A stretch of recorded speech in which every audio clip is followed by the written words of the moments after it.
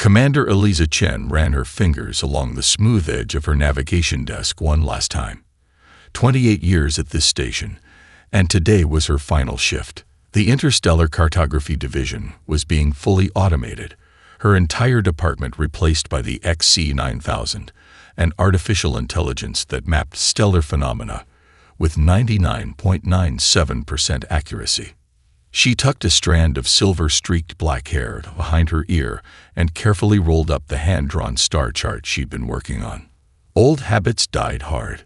Even as holographic displays had become standard, she'd maintained her paper backups. Her colleagues had teased her about it for years before they'd been phased out one by one. "Reminiscing, Commander." Station Director Harlow leaned against the doorframe, his expression a practiced mix of sympathy and administrative detachment. "Just finishing up," Eliza replied, sliding the chart into a protective tube. "The retirement ceremony is at 1400 hours. The Arxian delegation specifically requested your presence. They're quite proud of the XC9000. "I'm sure they are," she said, keeping her voice neutral. The Arxian Collective, with their silicon-based biology and natural affinity for computational processes, considered human reliance on intuition rather than pure data to be an evolutionary weakness. As Harlow left, Eliza powered down her terminal for what she believed was the final time. She placed her personal navigation tools, compass, ruler, and the antique pencils her grandfather had given her, into her bag when the station's klaxons shattered the silence. "All senior personnel to Central Command," the station AI announced. "Anomaly detected, Sector 47 Theta." Central Command was chaos when she arrived. A swirling holographic display showed static where the peaceful Hessian system should be. 2 Arxian science vessels had vanished after approaching the phenomenon, and 3 others reported complete sensor failure. "What is this thing?" demanded Harlow. The Arxian science director, Velkorian, his crystalline exoskeleton glittering under the emergency lights, gestured with multiple appendages at once. "Classification impossible. All automated mapping systems are failing. We've deployed the XC9000, but it's experiencing significant processing errors when analyzing the anomaly's boundaries." Eliza studied the holographic representation, noticing patterns in the static, subtle fluctuations that reminded her of gravitational lensing effects she'd first observed near the Cygnus black hole cluster. Without thinking, she moved to her old station and pulled out her tools. On a blank sheet, she began calculating trajectory vectors, factoring in the subtle distortions. Within minutes, she'd sketched a potential navigation pathway into the anomaly. "What are you doing, Chen?" Harlow asked, noticing her work. "Calculating a safe approach vector," she answered, continuing to draw. Velkorian's crystalline faceplates shifted in the Arxian expression of disdain. "Impossible. Your primitive methods cannot possibly." Eliza slid her completed chart onto the scanning table. "Run a comparison against what's left of your sensor data." The room fell silent as the computer analyzed her work. After a moment, the system chimed. "Correlation with existing data points, 94.3%. Probability of safe transit through identified corridor, 89.7%. Velkorian's faceplates clattered in astonishment. Harlow looked from a hand-drawn chart to the disabled AI systems. "How did you?" "I saw patterns in the distortion field that matched phenomena I've encountered before," Eliza explained. "The human eye can detect subtleties that sometimes get filtered out by standard algorithms." The Galactic Council representative, who had been silently observing, finally spoke. "Could you navigate a ship through this corridor?" "Yes," Eliza replied without hesitation. 3 hours later, her retirement ceremony canceled, Commander Eliza Chen stood in the hangar bay looking up at the battered hull of the Magellan, an old survey vessel being hastily recommissioned for the mission. Her new crew, all humans considered obsolete by modern standards, worked feverishly to prepare the ship. As she boarded, she ran her fingers along the ship's manual navigation controls with a smile. "Let's show them what obsolete can do." Transition to normal space in 3, 2, 1. The Magellan shuddered violently as it dropped out of FTL at the periphery of the anomaly. Lieutenant Yara Santos gripped the manual controls tightly, her dark eyes focused on the rapidly fluctuating readings. "All digital navigation systems failing," she reported, flipping switches rapidly. "Auxiliary power to manual backups." The bridge plunged into darkness for 3 terrifying seconds before emergency lighting bathed the crew in a dim red glow. The Arxian monitoring drone that had been hovering over Eliza's shoulder suddenly crashed into a bulkhead, its anti-gravity systems dead. "Status report," Eliza commanded, unstrapping from her seat and moving to the navigation table. "All quantum processors offline," reported Chief Engineer Meta. "Navigation suite completely disabled. We're running on analog systems only." The Arxian liaison officer, Nekthar, emitted an alarmed series of clicks from his mandibles. "This is unprecedented. Arxian technology does not simply fail." Eliza ignored him, her attention drawn to the viewport. Outside, space itself appeared to ripple like water, stars smearing into streaks of light before reforming in impossible configurations. "It's beautiful," whispered Santos. "It's deadly," corrected Nekthar.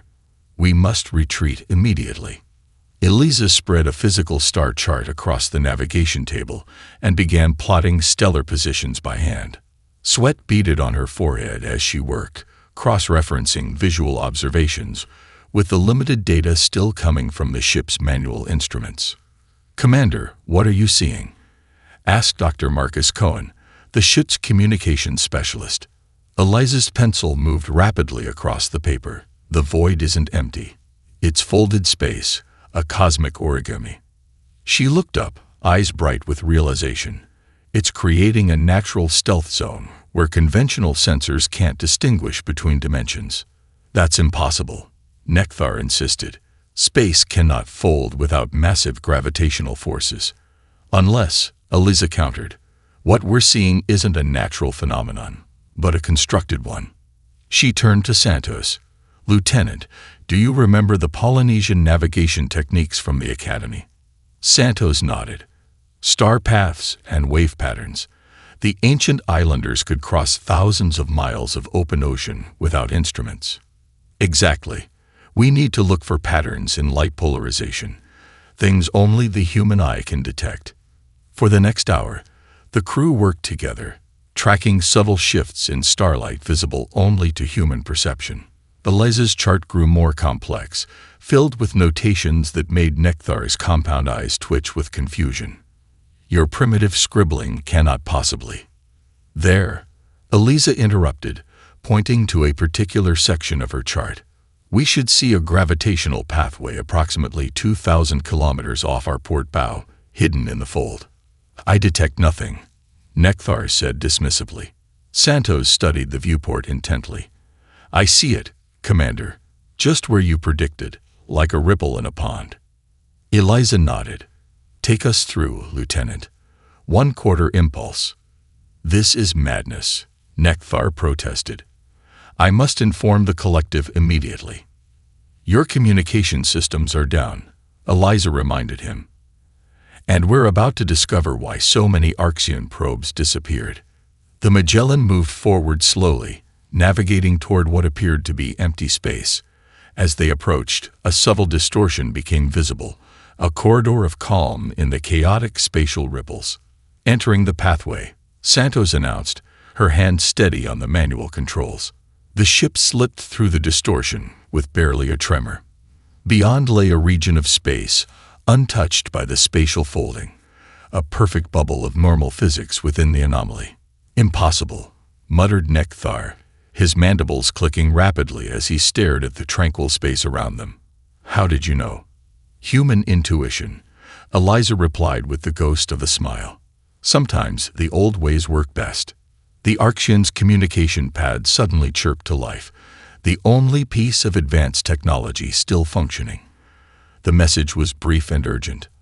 "Acquire the human's methodology at any cost." Nekthar quickly silenced the device, but not before Eliza had glimpsed the words. Their eyes met in a moment of understanding. This discovery was far more significant than either had imagined. "Take us deeper, Lieutenant," Eliza ordered. "Let's see what else the void is hiding." Dr. Marcus Cohen removed his headset with trembling hands. "Captain, there's something singing to us." "What?" Eliza looked up from the navigation table, where she'd been plotting their position within the void. "A pattern in the background radiation. I've been monitoring it for the past hour. It's not random. It's structured, almost like." He searched for the right word. "Like music." As if triggered by his description, a haunting melody permeated the bridge, a symphony of sounds outside the range of the ship's sensors, but perfectly audible to human ears. The crew froze, mesmerized by the ethereal tones that seemed to resonate within their skulls rather than through the air. The Magellan's lights dimmed unexpectedly, and ghostly figures materialized around them. Translucent, membrane-like beings that bent light rather than reflected it. Their bodies pulsed with subtle bioluminescence, changing patterns flowing across their surfaces like liquid thoughts. "We are Nomari."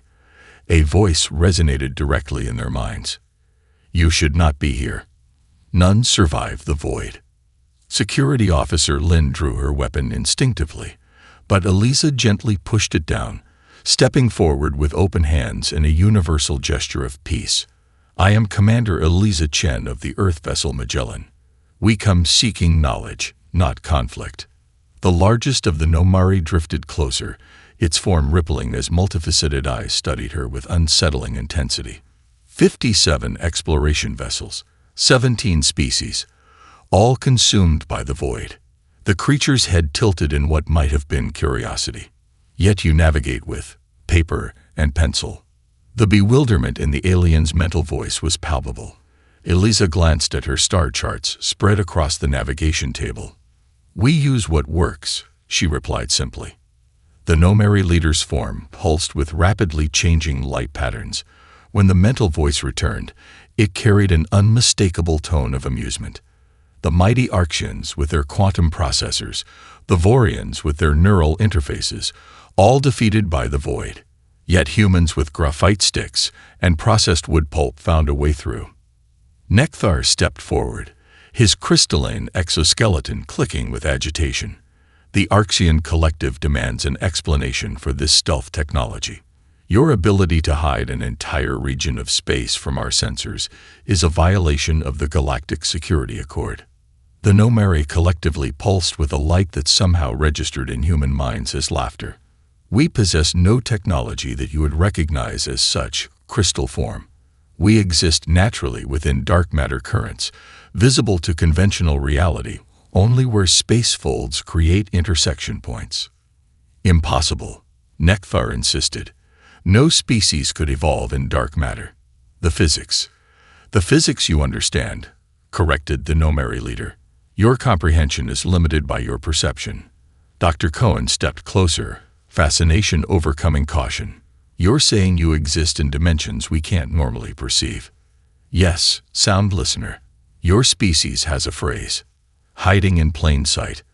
We have watched galactic civilization expand for millennia, yet remain unseen because your instruments seek only what you expect to find." Eliza considered this. "And our navigation methods. Your machines seek patterns that already exist," the Nomari leader explained, floating toward her charts. "Humans imagine patterns that could exist. This is why you found us, and why we will show you what lies beyond." "Beyond what?" Eliza asked. "Beyond known space, beyond the boundaries your advanced species have declared impassable." The Nomari's form shifted, creating a three-dimensional representation of what appeared to be a vast stellar network. "We have traveled paths no others have found, because we do not limit ourselves to what technology dictates is possible." Nekthar's mandibles clattered in frustration. "The collective will not accept cryptic philosophies as explanation. Surrender your stealth technology immediately." The Nomari leader turned to him. "There is nothing to surrender, crystal form. Perhaps this is why your probes failed while humans succeeded. You cannot conceive of capabilities that exist without devices." Eliza saw Nekthar reaching for his concealed communicator and stepped between them. "We didn't come to make demands. We came to learn." The Nomari leader's form brightened. "Then we will teach. Follow us, Mapmaker. We will show you stars that no one in your galaxy has ever seen." As the Nomari began to fade from view, they left behind a trail of luminescence, a path through the void that only human eyes could follow. The Nomari vessels, organic ships that navigated dark matter currents, escorted the Magellan deeper into the void. To the human crew, they appeared as translucent bubbles trailing bioluminescent paths through the folded space. "Are we recording any of this?" Eliza asked, not taking her eyes off the viewport. "Trying, Commander," Engineer Meta replied. "But our digital systems either fail completely or capture only static." Their Nomari guide, who had introduced itself as Cell, communicated directly into their minds. "Your technology cannot interpret what it was not designed to perceive, but your minds can." After several hours of travel, they approached what appeared to be an ordinary asteroid belt. As they drew closer, the rocks shimmered and transformed, revealing an immense crystalline structure suspended between dimensions, parts of it visible, others seemingly transparent or existing in places the human eye couldn't quite focus on. "The Celestial Archive," announced Cell, "home to navigation knowledge collected since the first stars burned." The Magellan docked at what felt more like a membrane than a solid structure. As the crew stepped through the airlock, gravity shifted subtly around them, accommodating their biology rather than forcing them to adapt. Inside, they entered a vast chamber where galaxies swirled around them like fireflies, a living star map of regions no known civilization had visited. Dr. Cohen gasped and reached toward a glittering nebula. As his fingers approached, it responded to his touch, expanding to reveal intricate planetary systems. "Careful," warned Cell, its form pulsing with cautionary patterns. The Archive killed the last Archean researcher who tried to access it. Nekthar, who had been observing from a distance, visibly stiffened. "Explain. The Archive is not a database as you understand it. It is alive. Consciousness given form through spatial mathematics." While the others marveled at the swirling galaxies, Nekthar activated a concealed scanner. Immediately, the entire chamber darkened, and the Archean collapsed in pain as his neural implants overloaded. "The Archive rejects technological intrusion," Cell explained as the humans rushed to assist the fallen liaison. Eliza helped Nekthar to a sitting position as the Archean systems slowly rebooted. "Are you all right?" "Functional," he managed, mandibles clicking in distress. As the chamber returned to its normal illumination, Eliza noticed something extraordinary. Each human crew member was interacting with the Archive differently. To Santos, it appeared as ocean currents, to Cohen, as musical harmonies, to Meta, as mathematical equations. "It's not a database," Eliza realized. "It's responding to consciousness itself, showing each of us information in forms we can best understand." She approached a particularly bright star cluster and attempted to capture its coordinates. When she tried to input the data into her handheld recorder, the screen filled with gibberish. However, when she sketched it by hand, the drawing glowed with embedded information that only human eyes could decode. "Your species possesses what we call Shirin-Tal, spatial empathy," Cell explained, hovering beside her. "The ability to perceive space as both mathematics and emotion simultaneously." "That's impossible," Nekthar said, having recovered enough to stand. "Humans are technologically inferior. They cannot possess cognitive abilities we lack." Cell's form rippled with the equivalent of a gentle smile. "Perhaps this is why they found us, and you never did." The Archean fell silent, his compound eyes studying Eliza with new calculation as she continued to work. "The Archive contains navigation knowledge from throughout the universe," Cell continued. "Routes through dimensional barriers, paths across temporal rifts, shortcuts through the dark matter web that connects galaxies. And no one's been able to access this before?" asked Santos. "Many have tried. The Arxians sent their most sophisticated AI constructs. The Vorians attempted direct neural interfaces. All failed because they approached the archive as technology to be conquered rather than knowledge to be experienced. Eliza's mind raced with implications. If we could translate even a fraction of this information, there would be no corner of the universe beyond reach, Cell confirmed. As the crew continued exploring, Eliza noticed Nekthar quietly sending a message on his partially functioning communication device. Their eyes met briefly before the Arxian looked away. "We should return to the ship," Eliza announced, suddenly uneasy. "We need time to process what we've learned." Cell's form dimmed slightly. The archive has waited millennia for minds that could comprehend it. A few more hours would not. "Commander," interrupted Santos, pointing to a distant section of space where the stars began to distort. "Something's coming through the void." Cell's pattern shifted to alarming crimson. "Impossible. No one can navigate the void without." "They're not navigating," Eliza realized with sudden clarity. "They're forcing their way through. And I think we led them here." Eliza woke to alarms blaring throughout the Magellan. She'd barely slept 3 hours since their hasty departure from the Celestial Archive. Pulling on her uniform, she rushed to the bridge. "Report," she demanded, taking in the tense faces of her crew. "Commander, we have a situation," Santos said, gesturing to a monitoring station, where Nekthar hunched over a transmitter.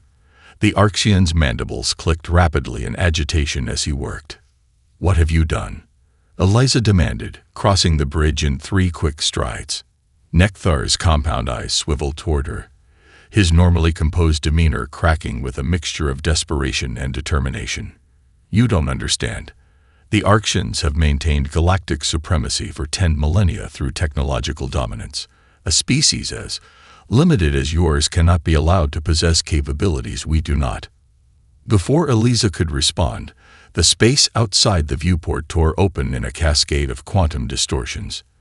50 Arxian warships materialized in a perfect formation, their sleek hulls gleaming like polished obsidian against the backdrop of the void. "All channels are being overridden," reported Cohen from communications. "They're broadcasting on all frequencies." The main view screen activated, revealing the stern visage of Grand Admiral Zex, his crystalline exoskeleton adorned with the intricate patterning that indicated his elite status within the collective. "Attention, human vessel, and no merry entities," his voice reverberated through the ship. "By authority of the Galactic Security Council, the void and all assets contained therein are hereby declared critical security resources, now under collective protection. Surrender your navigation data immediately and prepare for boarding." Cell, who had accompanied them back to the Magellan, pulsed with patterns of alarm. They cannot be allowed to weaponize the archive. The damage would be immeasurable. "We need options, people," Eliza said, turning to her crew. "The Arxian fleet is advancing," Santos reported. "Weapons systems active and targeting." Suddenly, something unexpected happened. As the Arxian vessels pushed deeper into the void, their sleek formations began to falter. Ships drifted out of alignment, engines sputtering with erratic energy pulses. 3 destroyers collided as their navigation systems provided contradictory data. "What's happening?" Eliza asked. Cell's form brightened with understanding. "The void rejects their intrusion. Without proper navigation, they cannot maintain stable positions in folded space." On the view screen, Admiral Zex's image flickered as his flagship lost power. "This is unexpected," he admitted, his mandibles twitching with barely controlled rage. "A temporary setback. We will adapt." "You cannot force your way through the void," Eliza explained. "It must be navigated with understanding, not technological brute force." Meanwhile, she and her crew, working feverishly alongside the Nomardi, had begun developing a rudimentary navigation system. They combined hand-drawn maps with archive knowledge, creating charts that somehow captured the multidimensional nature of folded space in a form human minds could process. "This is remarkable," Meta said, studying the resulting maps. "They're not just charts. They're more like cognitive interfaces.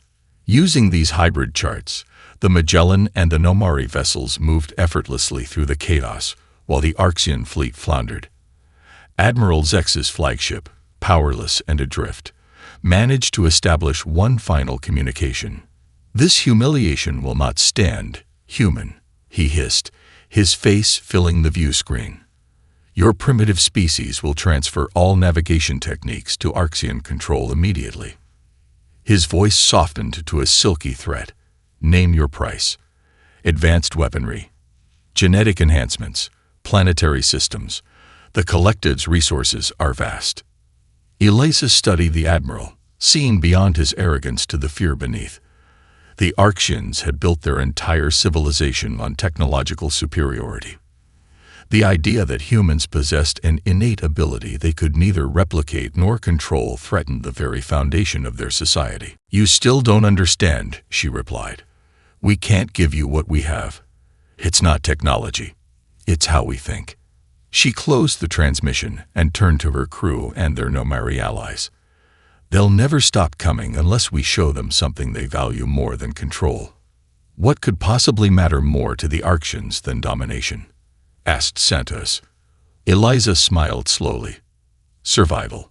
And if I'm right, they're about to face challenges that even their advanced technology can't overcome without human assistance." As if on cue, the sensors detected massive energy fluctuations throughout the void. The dimensional folds were shifting, responding to the Arxian intrusion by becoming even more complex and unstable. "The void is evolving," Cell confirmed, "protecting itself. Then we need to protect everyone in it, including the Arxians," Eliza decided. "Plot rescue courses to each disabled vessel. We're going to save the fleet that came to capture us." "Commander," Santos questioned. "The best way to demonstrate our value isn't to fight," Eliza explained, unrolling a fresh sheet of paper. "It's to become indispensable." The emergency session of the Galactic Council erupted in chaos as Eliza entered, flanked by her crew and Cell. The vast chamber, designed to accommodate representatives from over 200 spacefaring civilizations, buzzed with tension. Admiral Zex stood at the accusation podium, his crystalline exoskeleton repaired but still bearing fracture lines from the Void incident. The human commander willfully endangered Arxian vessels, he declared, mandibles clicking rhythmically for emphasis. Their primitive interference in matters beyond their comprehension nearly resulted in catastrophic losses. From another section, the hulking representative of the Vorian Confederation rose to his full 3-meter height. "We demand immediate quarantine of all human worlds. If they possess capabilities that can neutralize Arxian technology, they represent a security threat to all advanced species."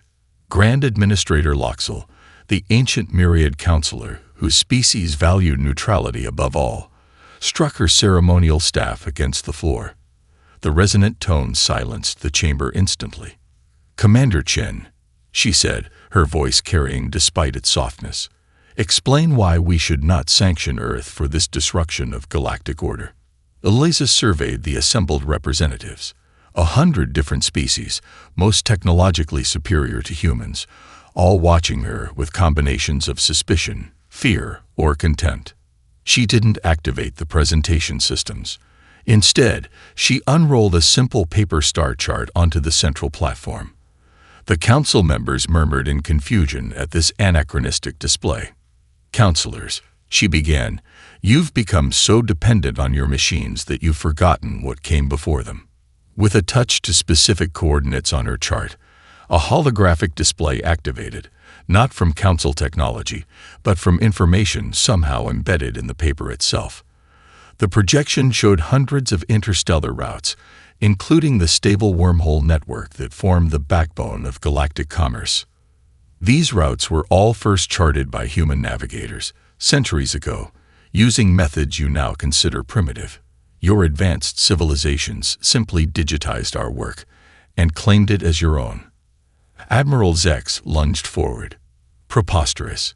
Humans lack the computational capacity to." His words faltered as Cell approached, emanating light patterns that interface directly with the Council's historical archives. Images appeared showing early human explorers mapping the same routes, decades before official discovery by advanced races. The Yulian Corridor, Eliza continued, pointing to a major trade route, first navigated by Captain Liu Zhang in 2187, using hand-calculated stellar parallax. The Arxian Exploratory Division claimed its discovery in 2230 after developing quantum navigation systems. She highlighted dozens more examples. With each revelation, the Council's mood shifted from hostility to uncomfortable silence. While your species waited for computers capable of calculating safe passages, Eliza continued, humans used intuition, triangulation, and spatial reasoning to find paths that shouldn't mathematically exist. She gestured to the archive data now displayed around them. You've built empires on the foundation of human cartography without ever acknowledging it. A tense silence fell over the chamber until Administrator Loxel spoke. I have witnessed 17 galactic ages. In each, the species that survives is not the strongest or most intelligent, but the most adaptable. Her ancient eyes fixed on Eliza. What do you propose, human? Eliza took a deep breath.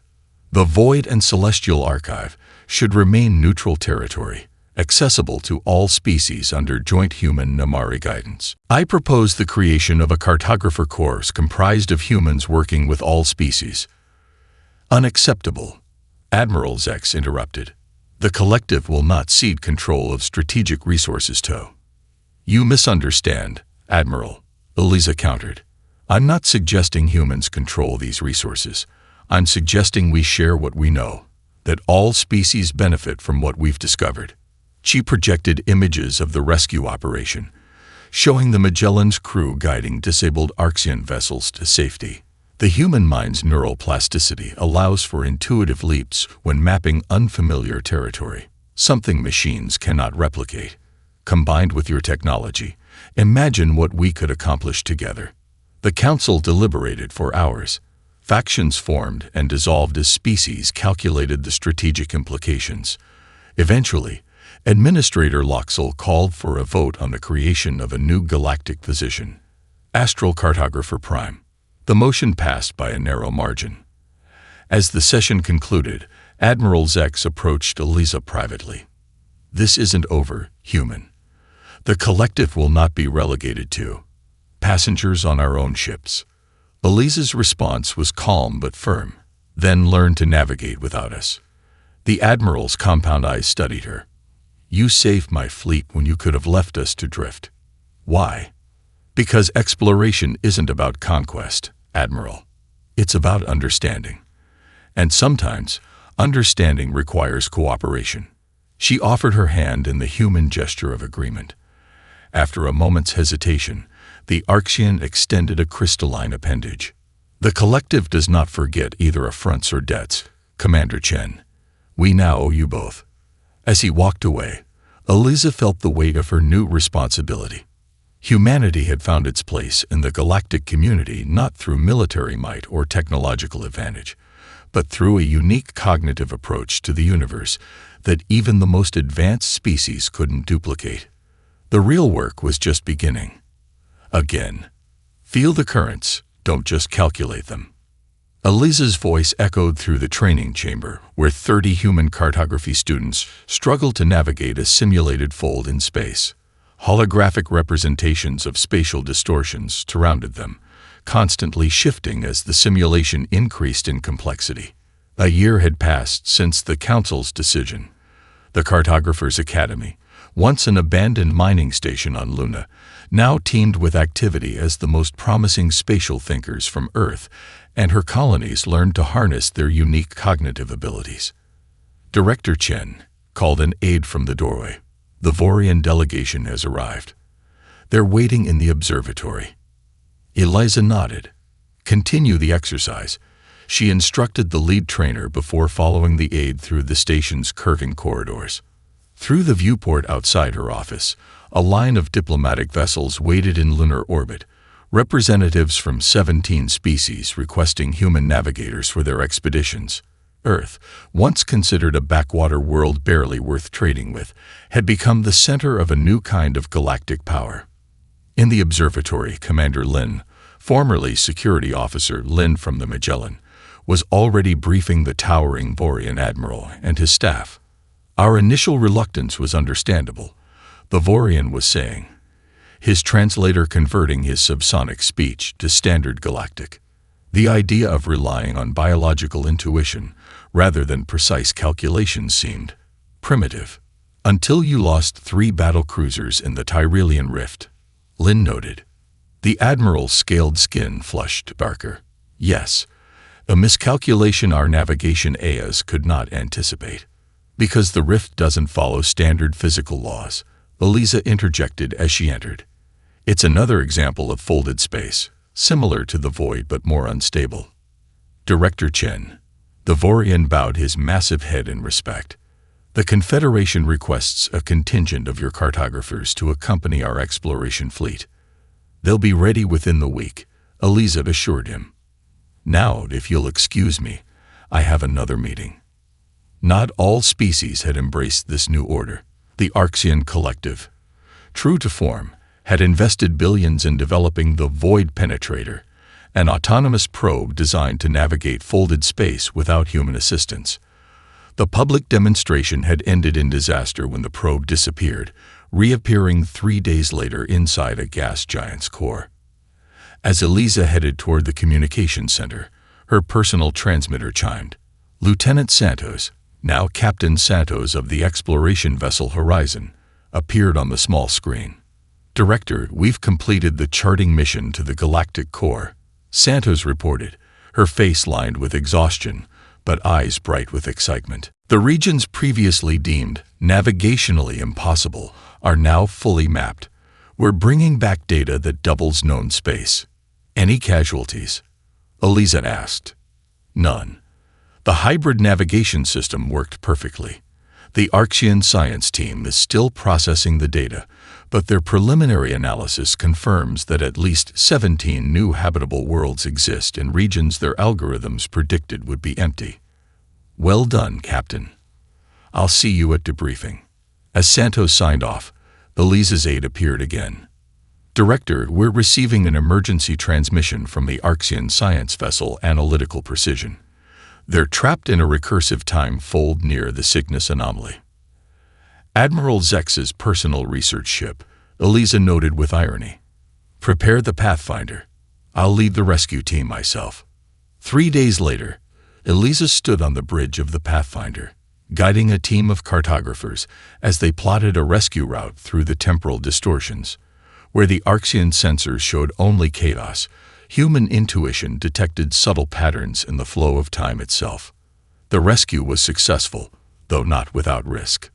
As Admiral Zex was escorted aboard the Pathfinder, his normally imposing presence was diminished by the experience of being trapped in a time loop for what to him had felt like weeks. You came yourself, Director Chen, he noted, mandibles moving slowly in exhaustion. I did. The Admiral studied her with compound eyes that had seen the rise and fall of empires. My science team tells me we were beyond recovery. That no known algorithm could have traced a path through that distortion. They were correct. Yet here we are. He straightened, regaining some of his formal posture. The collective has a proposal. A joint Arxian-human expedition, incorporating both species' strengths. Eliza raised an eyebrow in surprise. Your intuition combined with our technology could unlock regions even the archive hasn't mapped, he admitted reluctantly. We would share all discoveries equally. Eliza studied the Admiral's face, seeing genuine respect replacing the condescension of their first meeting. I think that can be arranged, Admiral. On one condition. We navigate as equals. The resulting mission charted 17 new habitable worlds and established contact with 2 previously unknown sentient species. When the collective statistical division reported that exploration vessels with human navigators performed 43% more efficiently and suffered 76% fewer casualties, the remaining resistance to the Cartographers Guild crumbled. In the Academy's central hall, A simple plaque was installed beside the latest star map. The best way to predict the future is to create it. As Eliza traced her fingers over the quote, she reflected on how quickly everything had changed. Humans, once dismissed as technological primitives, had found their unique contribution to a galaxy of advanced beings. Not through machines, but through the oldest human skill of all, finding a way forward when the path seemed impossible. Her transmitter chimed with an incoming message from the Nomari. The archive had revealed something new. Coordinates to regions beyond the galactic rim, where the laws of physics themselves began to shift. Cell's message was simple but filled with possibility. The next frontier awaits those who can imagine it. Eliza smiled. The stars were calling again. It shouldn't be possible, Admiral Zex muttered, mandibles clicking nervously as he studied the projected course. The massive view screen of the Odyssey displayed their intended path beyond the galactic rim, regions where even light behaved differently, where time flowed like quicksand, and where the fundamental constants of physics themselves began to shift. "That's what you said about the void," replied Admiral Chen, formerly Commander Eliza Chen, as she made a final adjustment to the hand-drawn navigation chart integrated with the ship's quantum positioning system. 5 years had passed since the discovery that changed humanity's place in the cosmos. The Odyssey represented that transformation, the first ship of its kind, built with technologies from 27 different species. Its bridge was a testament to unprecedented cooperation. Arxian propulsion systems alongside Vorian defensive arrays, Tellurian communication technology paired with Nomari perception amplifiers. But the navigation center, a physical star table where paper charts could be drawn by hand, was purely human. "Final systems check complete," reported Captain Santos from the helm. "All sections report ready." Eliza nodded, surveying the bridge crew, a mixture of species who would have never served together before the void. Dr. Cohen, now the foremost xenolinguist in known space, conversed quietly with a Nomari communication specialist. Chief Engineer Meadow worked alongside Arxian technicians, making final adjustments to the dimensional stabilizers. The archive data suggests we'll encounter at least 15 dimensional shifts and 3 temporal inversions, Eliza explained to the assembled officers. Conventional navigation would be impossible, but by combining human cartographic intuition with Nomari perception and Arxian computational models, we've plotted a stable course. "And if the models fail?" asked a Vorian science officer. Eliza smiled, tapping her temple. "Then we rely on this, the most sophisticated navigation system ever evolved." The Odyssey's mission was unprecedented. A 2-year journey beyond the boundaries of charted space, following routes glimpsed in the deepest recesses of the celestial archive. The ship carried representatives from 34 spacefaring civilizations, each bringing unique perspectives and abilities to the greatest exploration mission in galactic history. As the final launch sequence initiated, Eliza's hand hovered over the activation panel. She thought back to that day 5 years ago when she had packed her office, believing her skills obsolete. How could she have known that what the galaxy needed most wasn't another AI, but the uniquely human ability to see patterns in chaos? Beside her, Cell pulsed with anticipation, while Admiral Zex, now her friend and strongest ally, nodded with hard-earned respect.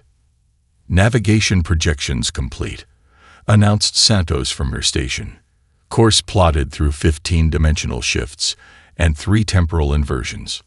Around the bridge, beings with technologies thousands of years beyond Earth's watched in silent amazement as human cartographers confidently mapped routes their most advanced computers deemed theoretically impossible. Eliza activated the comm system, addressing the 5,000 souls aboard. "This is Admiral Chen. In a few moments, we will venture beyond the boundaries of known space into regions no species has yet explored." She paused, looking at the diverse crew, former rivals now united in common purpose. In a universe where some species can manipulate matter and others can bend time, we humans found our place through the oldest of skills, understanding where we are, where we've been, and finding a way forward through uncharted darkness. She took a deep breath, feeling the weight and wonder of the moment. Each of us brings something unique to this journey. Together, we will map what has never been seen, discover what has never been known. Her eyes met those of each senior officer, human, Arxian, Nomari, Vorian, and a dozen others. Let's go make some maps. With a final glance at the paper star chart beneath her fingers, technology older than civilization itself, Admiral Chen gave the command. The Odyssey slipped its moorings in reality, accelerating toward mysteries no species had yet imagined. As the familiar stars of the Milky Way fell behind them, Elisa felt a profound sense of rightness. Humanity's greatest contribution to the galaxy wasn't technological prowess or military might.